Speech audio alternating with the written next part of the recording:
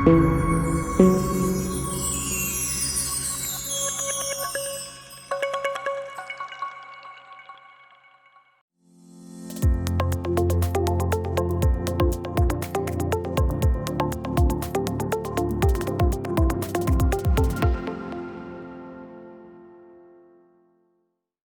dan svima ili dobro jutro, kako vam je drago, nadam se da se dobro čujemo i vidimo i da sve štima, da možemo početi sa još jednom online konferencijom u nizu. Danas se bavimo ozbiljnom tematikom. A to je kružno gospodarenje otpadom. Da se planeta guši u otpadu, to već znamo duže vremena, da smo si sami na jedan način krivi ili zaslužni za to, možemo to tako reći i to znamo. Da je to jedna aktualna tematika kojom se treba pozabaviti i bavimo se već godinama, znamo i to. No, dobar dio dana danas se bavimo temama koje su aktualne, ali ih neki izbjegavaju, a neki su se odlučili uloviti u koštac s njima. I zato mi je iznimno drago zapravo što danas imamo neopisivo kvalitetne goste, prije svega, i jako važne teme. Otkud nam sredstva za zelenu transformaciju? Imamo li stručnjake uopće? Koja su najveća ograničenja u Hrvatskoj? Na ova i sva ostala pitanja danas odgovaramo do negdje 1:30.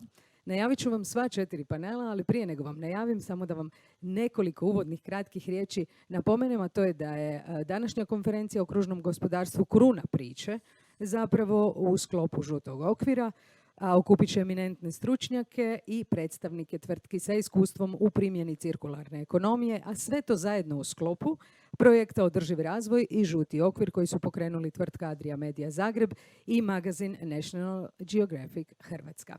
Hrvatska udruga poslodavaca nositelj je UN-ove inicijative za održivi razvoj u Hrvatskoj, te upravljajući Global Compact mrežom Hrvatska potiče snažnije uključivanje poslovnog sektora na ovu temu u aktivnosti za napredak prema ciljevima održivog razvoja i postizanje korporativne održivosti. Ali da ne bih ja duljila ovoliko sa samim uvodom, mislim da je pravo vrijeme da zapravo uvodnu riječ dam između ostalog i našem glavnom uredniku National Geographica Hrvatska, gospodinu Hrvoju Perčiću. Pozdrav svima. Moram reći da i ja osjetim ovu vibru svih koji prate ovu konferenciju o kružnom gospodarstvu i izuzetno sam sretan i uzbuđen, vjerojatno to čujete i u mom glasu, što ćemo imati ovdje tih 20 gostiju koji su svi, ja moram reći, svi su došli potpuno besplatno, sve je ovo totalno free of charge, jer došli su svi zato jer žele pridonijeti da nešto učinimo za naš jadni planet B još uvijek nemamo, i za budućnost naše djece koje je pitanje kakav ćemo ostaviti planet. Iscrpljujemo resurse, trošimo previše energije, dovodimo do globalnog zatopljenja, dovodimo do zagađenja, ubijamo i životinjske i biljne vrste. I život uopće po onome kako do sada smo radili, to bi neki rekli linearno gospodarstvo, uzmi, potroši, baci. Ako ne pređemo na kružno gospodarstvo, a to znači uzmi, potroši, vrati nazad da se ponovno iskoristi, pitanje je što ćemo ostaviti našoj djeci za budućnost. Kružno gospodarstvo je nešto o čemu uopće nema diskusije.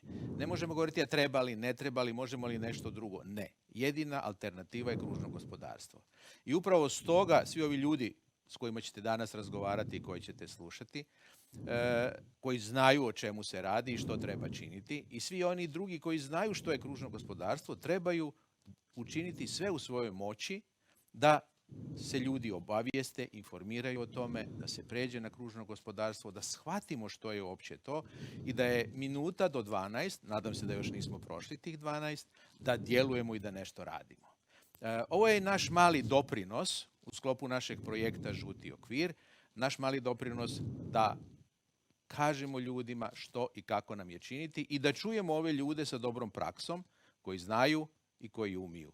Veselim se izuzetno ovoj konferenciji.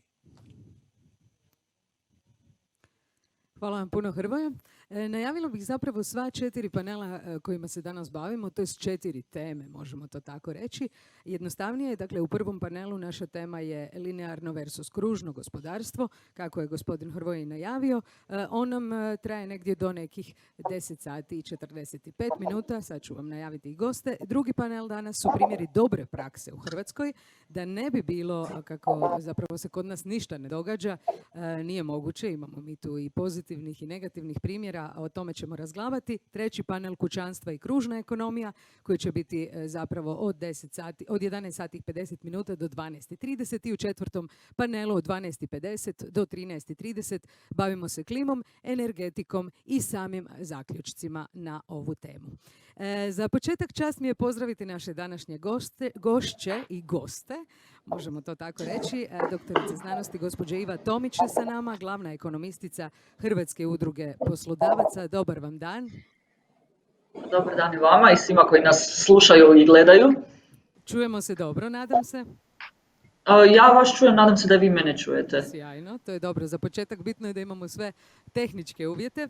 Gospođa Vesna Petrović, magistrica, rekla bih, zaštite okoliša, konzultantica i sudski vještak za gospodarenje otpadom, Folder d.o.o. Sa nama je i ona danas. Dobar dan. Dobar dan, da li me čujete? Čujemo vas sjajno. Ok, ja vas malo lošije, ok. Nadamo se da će se to stabilizirati, može biti da je mrvicu i do interneta, nadam se da vam je dobar signal.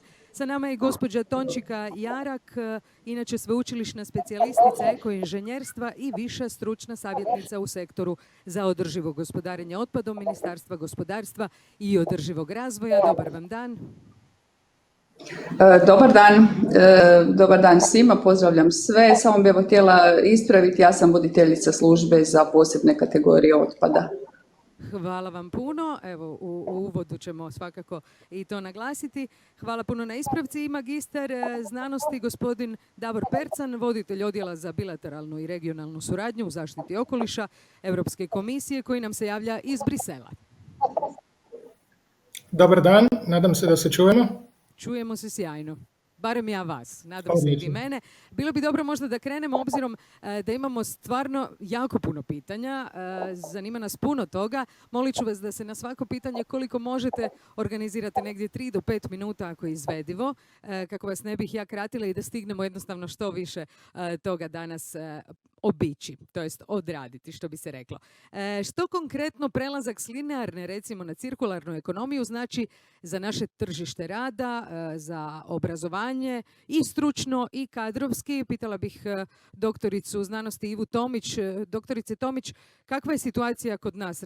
Što dakle, u svom istraživačkom radu se ponajviše bavite tim istraživanjem tržišta rada, prije svega i nezaposlenošću mladim? Što konkretno znači taj prelazak?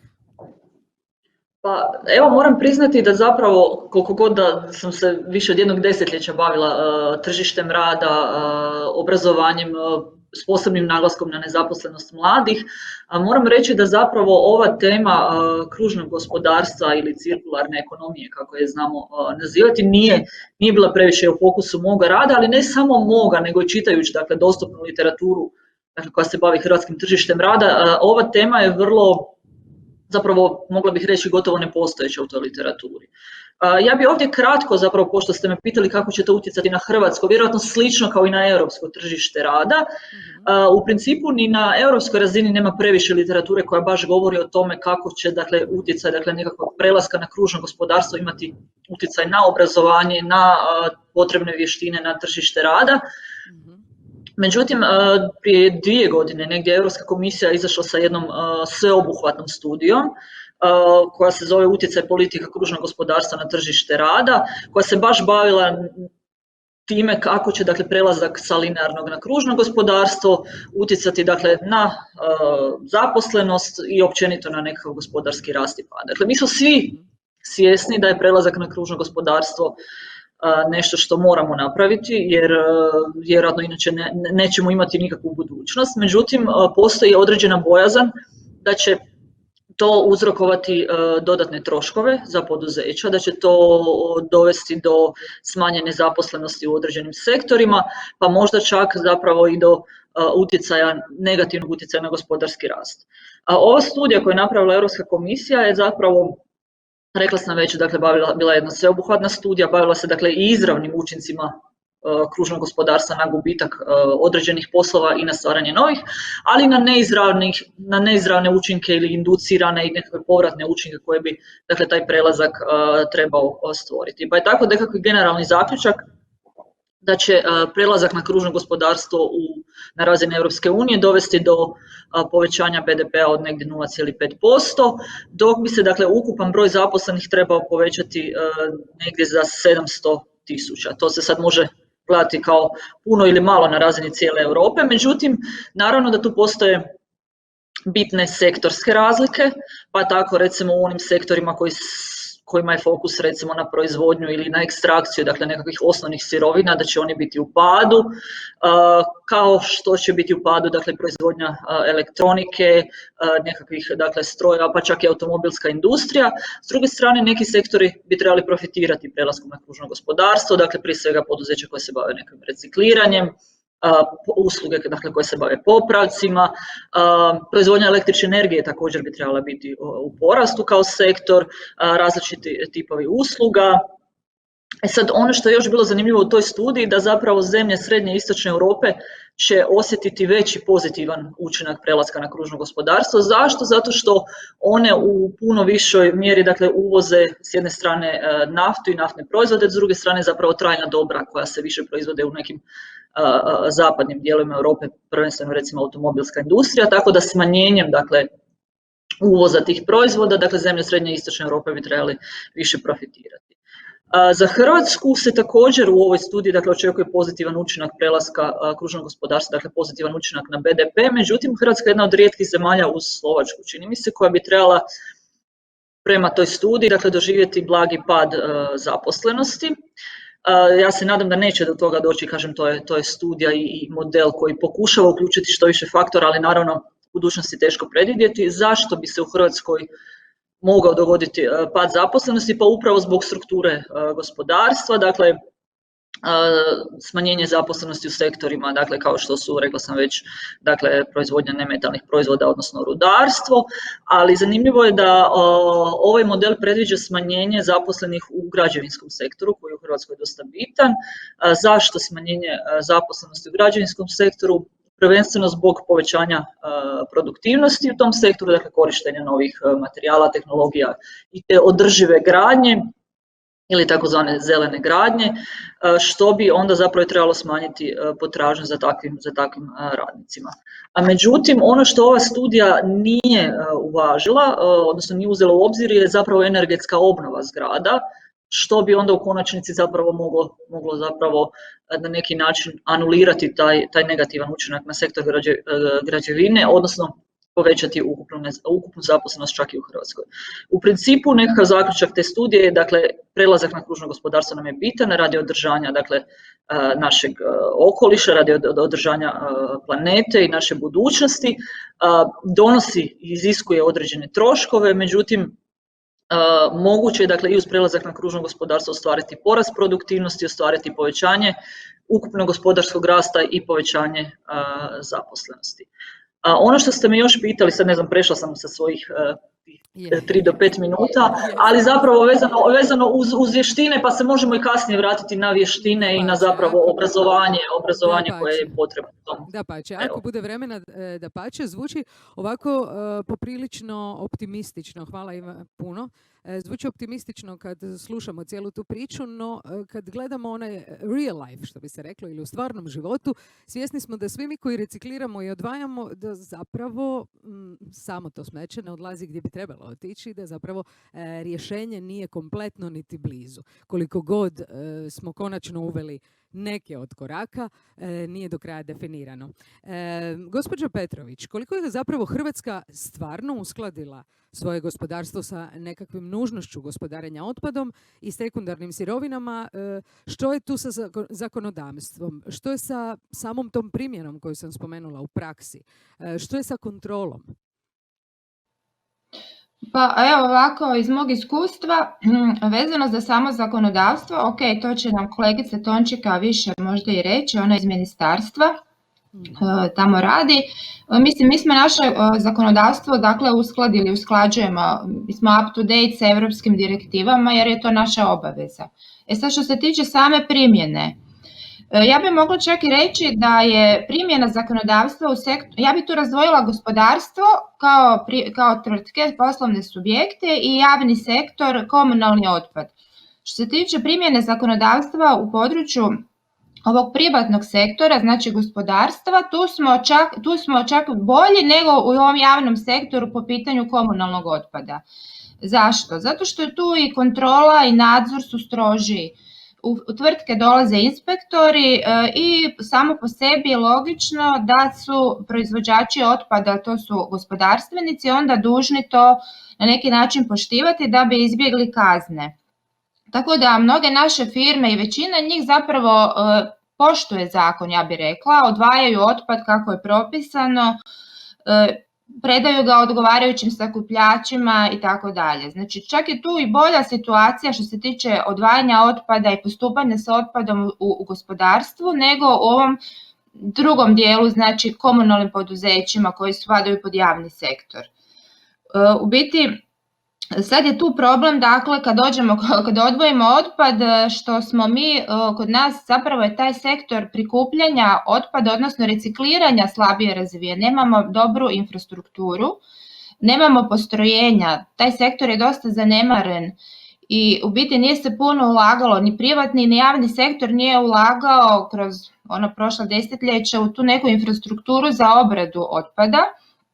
Tako da se zapravo mali dio i tu kod nas reciklira, veći dio i što se prikupi ide u izvoz.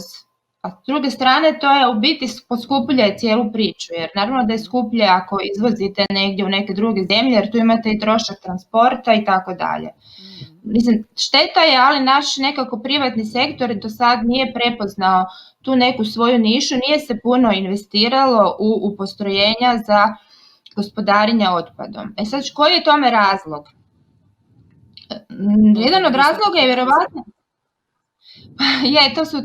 ali vjerovatno bi privatni sektor prepoznao da tu ima nekih novaca veliki, kako bih rekla, da mu se investicije isplate. Možda su falile neke kreditne linije koje bi to baš poticale, neke povoljne recimo do sada.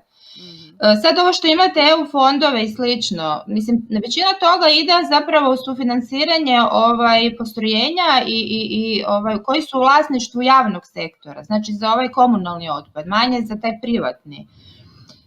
Šta je još problem? Znate, problem je kod gospodarenja otpadom još jedan veliki, a to vam je lokacije za ta postrojenja, bio opasni, bio neopasni otpad. Naime, što je problem? Što je teško naći lokaciju jer su predrasude i negativni su osjećaji, kako bih rekla, kod stanovništva, jer su sva postrojenja negdje, ona su negdje u blizini nečega. Da, teško ih je odmaknuti zapravo od urbane sredine. Da, teško ih je odmaknuti i kad ih maknete iz urbane, onda kad ih stavite u ruralno, onda se ljute oni koji su u ruralnoj da njih dođete zagađivati. Znači, veliko je nepovjerenje, evo tako bi ja rekla, prema tim postrojenjima i teško je dobiti, znači, tu kakvu takvu lokaciju. Kad se i dođe do te neke lokacije i ako se, znači, imaju sredstva, čak tu im nije tako lako, treba dobiti dozvolu za taj postupak, dozvolu za gospodarenje otpadom. Trebate najčešće i studiju utjecaja na okoliš, nekad i okoliš. Znači, to su sve administrativne procedure koje su i dugotrajne i koštaju i ima tu dosta problema. Znači, moje mišljenje je da bi taj cijeli sektor trebalo nekako administrativno i rasteretiti, nekako pomoći pravim idejama da se brže realiziraju. Jer u konačnici... Jasniji i konkretniji plan, definitivno. Hvala vam puno, gospođo Petrović. Pitala bih zapravo gospođu Jarak baš upravo na temu ovoga što ste dotaknuli.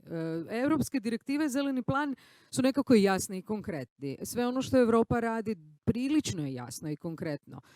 Gdje je ta problematika zapravo da primijenimo, jednostavno da primijenimo nešto što funkcionira već vani i zbog čega je to kod nas toliko kompleksno, da li je stvarno u pitanju lokacija, da li je u pitanju financijski dio priče, isplativosti i ostalo ili je nešto treće tu problem. Može li hrvatsko gospodarstvo slijediti zapravo i po pitanju sredstava, provedbe i svega ostalog? Gospođo Jara. Ovako, ja bih krenula od zelenog plana, akcijskog plana i gdje smo mi tu sada u primjeni kružne ekonomije vezano za zakonodavstvo. Znači, zeleni plan je strategija. To je dokument strategijski, znači dokument za postizanje održivosti gospodarstva u Europskoj uniji. Ovu strategiju prati akcijski plan za kružno gospodarstvo koji je iz ožujka 2020. godine. Ima ključnu ulogu u ostvarenju ambicioznog cilja, pretvaranje Europe u klimatski neutralni kontinent do 2050. godine, odvajanju rasta od uporabe resursa, kao što evo i svi znamo i govorimo o tome, zaustavljanje gubitka bioraznolikosti te istodobnom jačanju održive konkurentnosti industrijske baze Europske unije. U ovom akcijskom planu znači istaknutu se određene mjere koje između ostalog uključuju izmjenu direktiva iz područja gospodarenja otpadom u smjeru daljnjeg kružnog gospodarstva čija se priprema očekuje u narednom razdoblju. Znači te direktive još nisu izmijenjene u skladu sa ovim najnovijim kružnim planom za kružno gospodarstvo. Što se tiče situacije u Republici Hrvatskoj, znači nacrt prijedloga Zakona o gospodarenju otpadom trenutno se nalazi na javnoj raspravi i tekst se može pronaći na web stranici e-savjetovanje. On prenosi direktive iz područja gospodarenja otpadom, takozvani waste package, ali koji čine osnovu prelaska sa linearnog na kružno gospodarstvo, ali te izmjene direktiva su bile iz 2018. godine. Znači moramo razlikovati dva akcijska plana.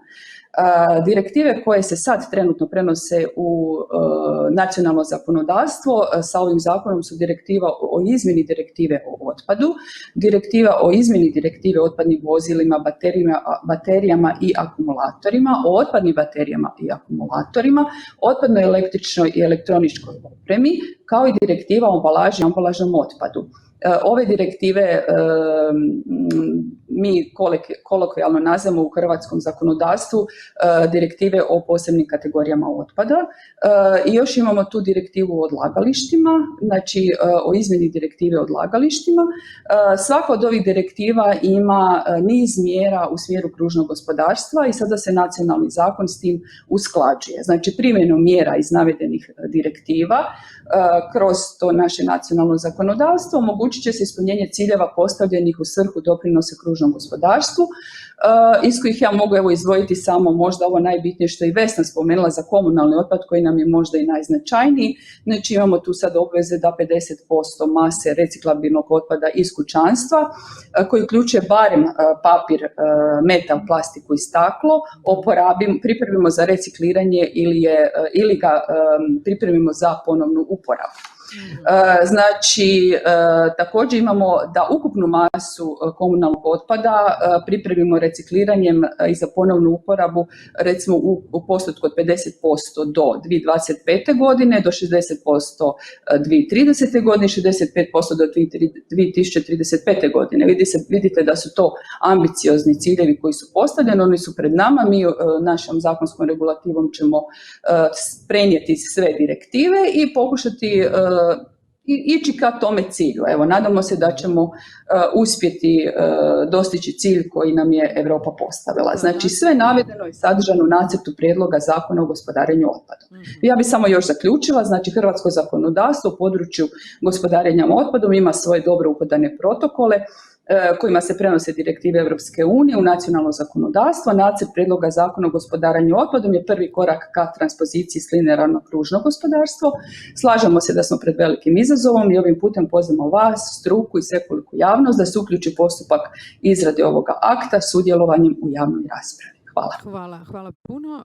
Gospođi Jarak, ovo zvuči dobro, uvijek nam je naravno jedna priča na papiru, a druga u realnosti. Europski zeleni plan i strategija za postizanje održivosti gospodarstva EU čuli smo sad do 2050. godine, naglasak na 2050. godini. Vjerujem da će se svi oni koji nas sada prate i gledaju zapitati dobro, ali to će biti sve ove godine do 2050. i da li ćemo i stvarno i možemo li izdržati stvarno ovu količinu otpada koja je oko nas, a vjerujem da smo je svjesni. Sa nama je, rekli smo, i gospodin Percan koji se javlja iz Brisela. Zanima me zapravo koliko je realno očekivati da se to postigne uz evidentne razlike među zemljama članicama. Kod Hrvatske je priča jedna, kod ostalih zemalja je potpuno nešto drugo. Dobar dan još jednom. Da, kao što ste vi rekli, to je jedan vrlo ambiciozan cilj i Europska komisija je toga svjesna, međutim mi svi znamo da nemamo izbora. Dakle, ukoliko želimo sačuvati naš planet za naredne generacije, mi moramo nešto učiniti po pitanju klimatskih promjena. I mislim da smo sa Europskim zelenim planom postavili sebi i našim zemljama članicama, mi kao zajednica, ambiciozne ciljeve. Međutim, te ciljeve mi smo također uspostavili i mehanizme potpore s kojima će Europska unija podupirati one zemlje koji imaju određene poteškoće u ostvarenju ciljeva. Isto tako moram napomenuti da ambicije koje imamo za zaustavljanje klimatskih promjena nisu ambicije koje se mogu ostvariti samo djelovanjem u jednom sektoru. Iako znamo da energetski sektor izrazito puno doprinosi klimatskim promjenama, 75% emisija stakleničkih plinova u Europi dolazi iz energetskog sektora, mi jednostavno nećemo moći ostvariti svoje klimatske ciljeve ako djelujemo samo na području jednog sektora. Stoga je kao dio Europskog zelenog plana također i akcijski plan o kružnom gospodarstvu, ali također i Europska strategija biološke raznolikosti, isto tako i plan prema nultoj stopi onečišćenja i strategija od polja do stola. Dakle, to su sve sektori koji su izrazito važni za postizanje klimatskih ciljeva i primjerice mi nećemo moći ostvariti naše klimatske ciljeve, niti Hrvatska, niti Europska unija, ako ne djelujemo na području, na primjer, biološke raznolikosti. A isto tako mi nećemo uspjeti očuvati biološku raznolikost ukoliko ne djelujemo na području klimatskih promjena. Isto tako dio te jednadžbe je sigurno i kružno gospodarstvo. Dakle, kružno gospodarstvo koje ja bih rekao ide puno dalje od samog gospodarenja otpadom, koje sagledava cijeli lanac proizvoda od ekstrakcije resursa za izradu proizvoda do uporabe energije za njegovo izrađivanje, do samog tog proizvoda i njegovih osobina, oporabljivosti, popravljivosti i reciklabilnosti, do njegove kasnije oporabe eventualno ili njegovog odlaganja, odnosno recikliranja. Tako da tu imamo jedan cijeli niz povezanih aktivnosti koje su također važne i koje doprinose toj cirkularnosti naše ekonomije. U postizanju naših klimatskih ciljeva također ne smijemo zaboraviti niti naš prehrambeni lanac, odnosno emisije stakleničkih plinova koje su uzrokovane našim jednostavno prehranom i uzgojem i emisijama koje su posljedica našeg... Rekli bi nemarom. Pa ne bi, mislim je i nemarom, ali također i time što mi samo poljoprivreda i proizvodnja hrane uzrokuju velike emisije. Tako da svi su ti sektori povezani, a u ostvarenju klimatskih ciljeva mi također možemo računati na sredstva potpore Europske unije, kao što su kohezijski fondovi, fondovi potpore tvrtkama i gospodarstvima, fondovi potpore znanosti i fondovi potpore regionalnom razvoju. Tako da sam optimističan u tom cilju. Hvala vam puno, gospodine Percan. Vratit ćemo se, nadam se, na još jedno zadnje pitanje. Gospođo Tomić, zaokružimo ovaj dio vaše priče. Kao glavna ekonomistica HUP-a, znači udruge koje ljudi koji skrbe o načinima poslovanja. Koja su vaša predviđanja, kolike procjene su da će koštati prelazak na kružnu ekonomiju u Hrvatskoj, kako se uopće HUP priprema na taj proces i recite mi, mislite li da ovo utječe na odljev mladih iz Hrvatske, između ostalog, ta sama neosviještenost i problematika? Pa sad ste mi postavili zapravo više pitanja. Evo, ja ću krenuti od kraja. Dakle, molit ću vas da budete... Ok, dakle što se tiče osviještenosti, to mislim da se svi skupa slažemo da ne postoji dovoljna osviještenost. Što se tiče utječe li to na odseljavanje mladih, nemam dokaz da je to tako. Dakle, mislim da postoje puno konkretni razlozi zašto se mladi odseljavaju, tako da, ali da bi svakako trebalo osvijestiti i rekli smo već ranije, dakle, u školskim kurikulima ne postoji, koliko je meni poznato, dakle, nešto što je kružno gospodarstvo, pa čak ni na razini, dakle, višeg obrazovanja. Biće potrebno, dakle, i prekvalifikacija i nekakve, dakle, šire osviještenosti i potrošača i proizvođača i tako dalje. Tako da što se tiče tog dijela ne bih rekla da je to nekakav glavni razlog iseljavanja, što više mislim da je to neka prilika za mlade, jer su mladi nekako inače spremnije prihvaćaju promjene i neke nove paradigme, donekle su inovativniji, tako da prelazak na kružno gospodarstvo mislim da bi mogao biti prilika za mlade. Da se vratimo na HUP, kao što znate, dakle, Hrvatska udruga poslodavaca okuplja poslodavce iz svih sektora, svih djelatnosti, različitih veličina i nikako ne možemo promatrati ovaj prelazak na kružno gospodarstvo i cijelu tu priču i ovaj europski zeleni plan i sve to skupa na razini HUP-a ili na razini svih poslodavaca, dakle, u državi kao cjeline.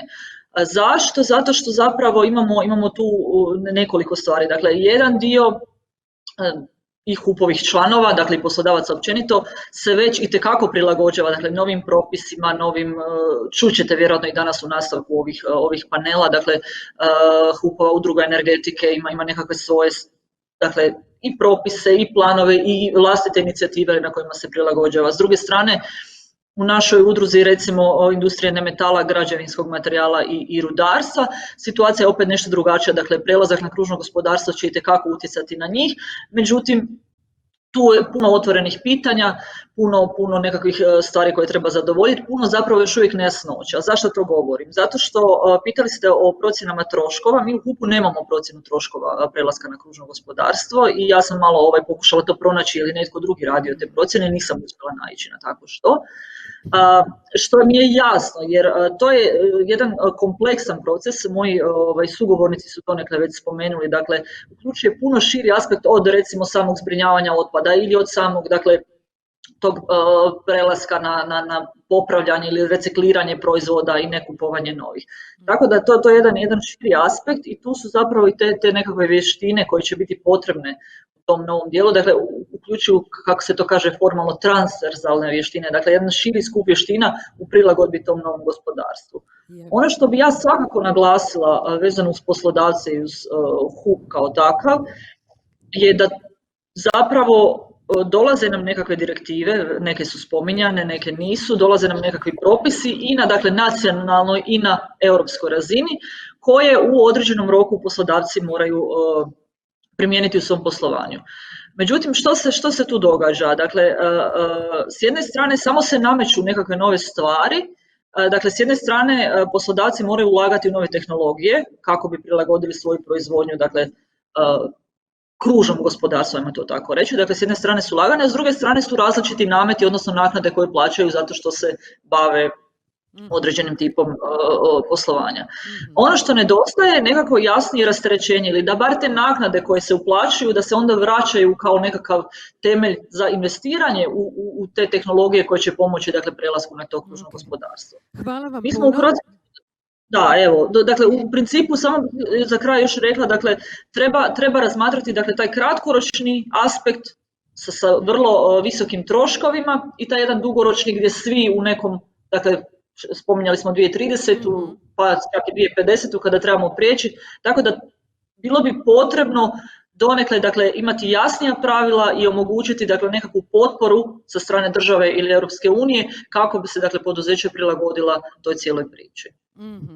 Ok, hvala vam puno i možda je nejasan bio moj prvi dio pitanja, zapravo se odnosio da li će mladi poželjeti odlaziti vani gdje su nekako možda bolji uvjeti za te stručne profile. No dobro, danas ćemo se pozabaviti sigurno i tom pitanjem i dalje. Gospođi Petrović, posljednje pitanje, ako je već dodajemo ovaj vrući krompir, imamo li uopće prave stručnjake za provedbu cijele ove priče održivog razvoja kružne ekonomije, je li uopće menadžment spreman na to i koliko zapravo nastojimo inkorporirati to u svoje poslovanje. Svi ti poslovni subjekti, posebno oni s kojima ste vi u doticaju. Probajte to ako možete sažeti u 2-3 minute. Evo ovako, probat ću. Znači, smatram da kod nas nema menadžera u smislu baš za tu temu, zato što kao da ta tema baš nešto i nije prisutno u javnom diskursu. Kao da se poduzetnici nisu prepoznali da se na taj način, ako budu promovirali, ako se budu prilagodili kružnoj ekonomiji, možda mogu imati i benefit neki kod potrošača. Evo recimo ako pogledate vani, tamo su veliki brendovi, svi se trude i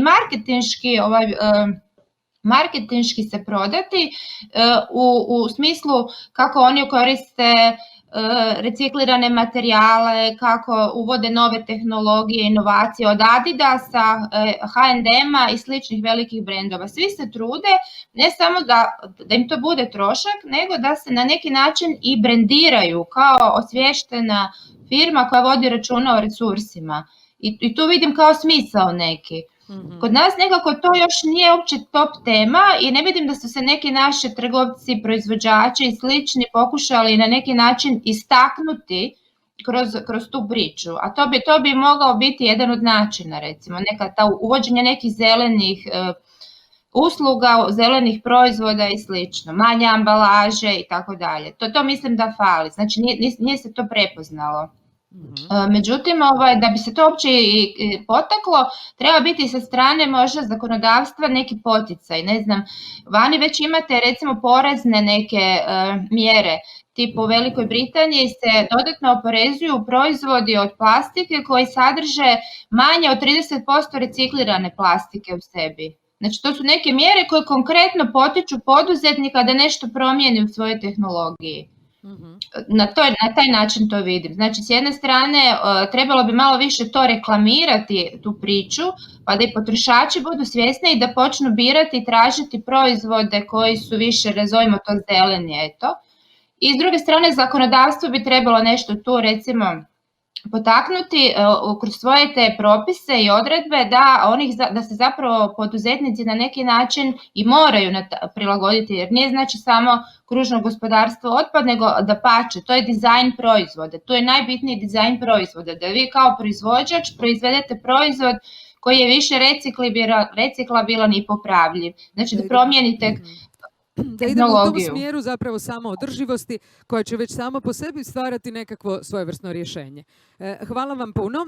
Gospodine Percan, molim vas, recite mi, obzirom da živimo na neki način u globalnom selu, koliko europska nastojanja mogu biti učinkovita ako i ostatak svijeta ne slijedi same principe. Primjerice, razvijene države prodaju zastarjele tehnologije zemljama u razvoju, znamo to i sami smo korisnici često tako nečega. A u konačnici spomenuli smo i ovo recikliranje do 2035.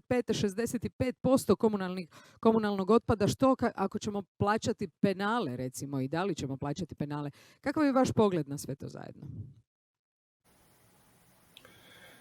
Pa evo, mogu reći da sigurno nećemo uspjeti sami kao Europska unija. Dakle, ono što je potrebno na razini planete Zemlje jeste mobilizacija svih dionika i svih zemalja. I mi u Europskoj komisiji i djelujemo na tom pogledu. Evo, osobno upravo sam jučer se pripremao za jedan sastanak koji imamo na temu kružnog gospodarstva sa Republikom Korejom. Mi djelujemo na globalnoj razini gdje koncepte kružnog gospodarstva, koncepte klimatske politike nastojimo također u suradnji sa drugim zemljama sprovesti u praksu. I ja ono što vam mogu reći jeste da mnoge zemlje, čak i zemlje u razvoju su izuzetno zainteresirane i djeluju na temu kružnog gospodarstva. Vi imate različite alijanse za kružno gospodarstvo u Africi sa zemljama kao što su Nigerija, Ruanda, gdje biste se iznenadili koje su postoci recikliranja ili nekorištenja jednokratne plastike. Tako da mi možemo također puno naučiti iz njihovih iskustava, a također njima možemo prenijeti svoja iskustva. Što se tiče samog otpada i recikliranja, da li će Hrvatska plaćati penale, ja ne bih znao, jer mislim da je to bolje, kolegica iz ministarstva bi bolje znala kakva je situacija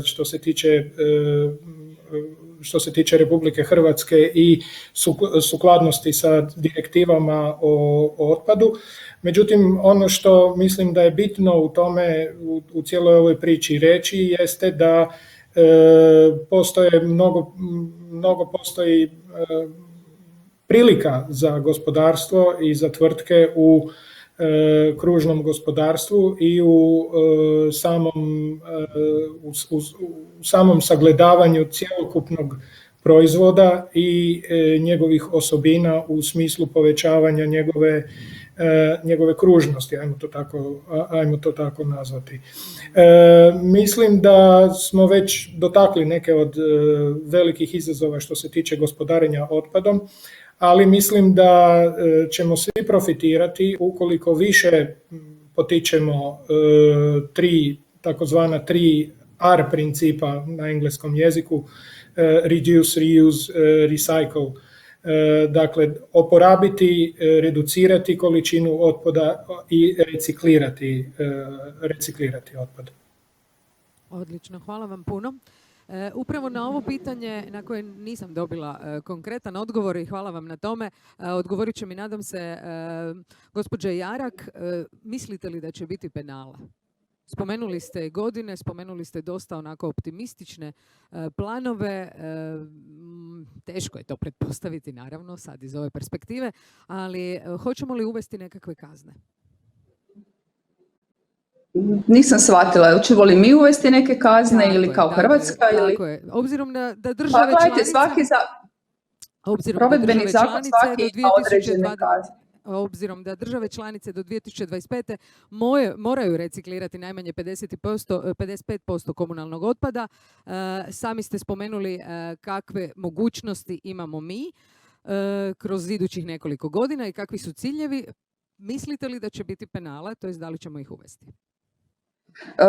Ovako, znači ovim direktivama koje sada trenutno prenosimo, mi prelazimo na kružno gospodarstvo i obvezujemo se ove buduće ciljeve. Mi trenutno ne možemo reći sada na koji način ćemo, da li ćemo doći do cilja u vremenu koji nam je zadan. Mi ćemo dati sve od sebe da dođemo i da to ostvarimo. Što se tiče penala, to vam je jedna vrlo zahtjevna pravna procedura i ne mora znači da ćemo platiti penale. Mi se uvijek možemo, imamo nekakve druge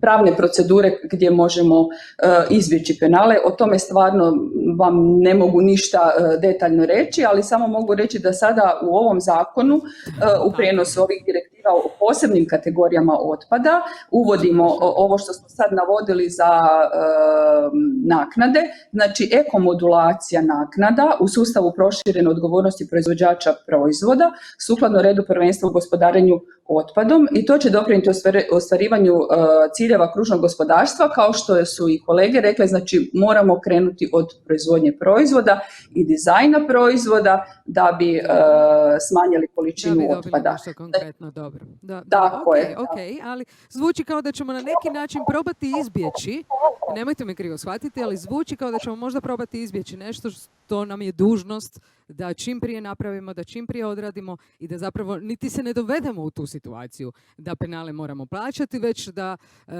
svak sad zna naravno od određene općine, zajednice i tako dalje, Definitivno turističke idemo zajednice.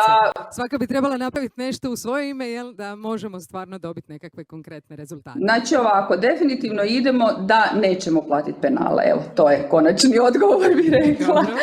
Recite mi samo za sam kraj, može li hrvatsko gospodarstvo uopće slijediti taj zeleni plan i europsku direktivu, koliko je to onako po vama realno? Što se tiče samog gospodarstva, mislim teško je od strane ministarstva govoriti u ime gospodarstva, to bi vjerojatno predstavnici HUP-a bolje mogli reći. Možda eventualno samo spominjali ste prije nekako pitanje vezano za ta financijska sredstva.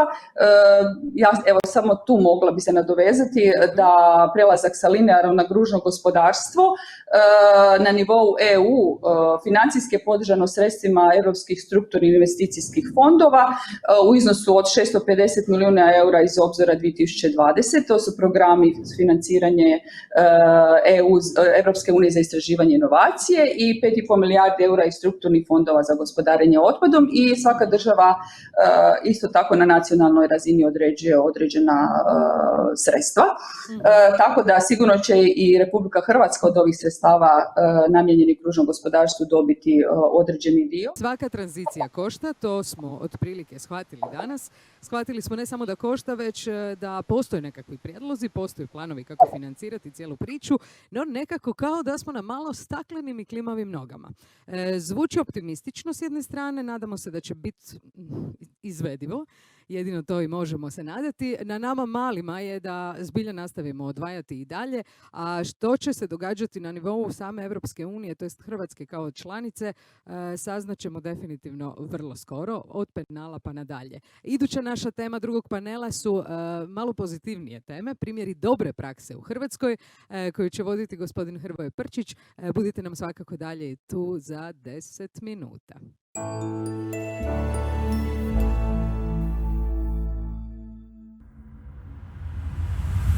Thank you.